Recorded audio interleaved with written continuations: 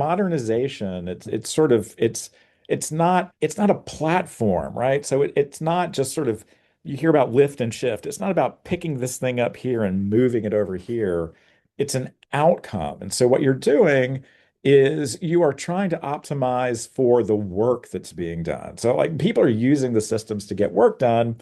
I don't want to optimize the system. I want to optimize the work, right? I don't want to sort of just making the thing faster isn't necessarily going to make it better.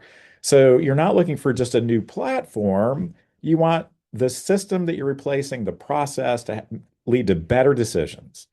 I want faster workflows. I want happier users. And so, one way to think about it is, your legacy system might not be the problem. It's kind of the seams between those things. And, everybody I think has experience, and I've certainly seen this in a lot of companies through the years where there's a spreadsheet, right? And there's a system over here, and there are people over here making decisions, and somebody controls a spreadsheet that pulls in data from a few sources, does some calculations, and then they hand it to the people who are making decisions.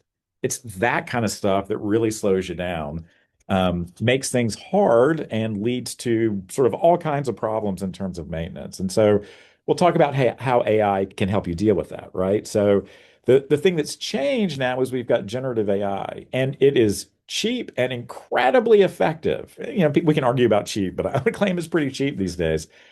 That we've had for sort of closing those seams, right? You don't migrate. You want to AI, you want to apply it on top of what you have. And that is going to be a very workable solution in many cases. Now, I'm not going to argue that you should never replace anything.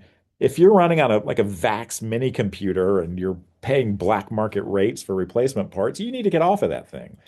But look at your processes and try and think about, is it sort of the connections between things that are killing me? And maybe I can put a little AI on there, right? I talked about peanut butter earlier. Now I'm talking about sewing machines, right?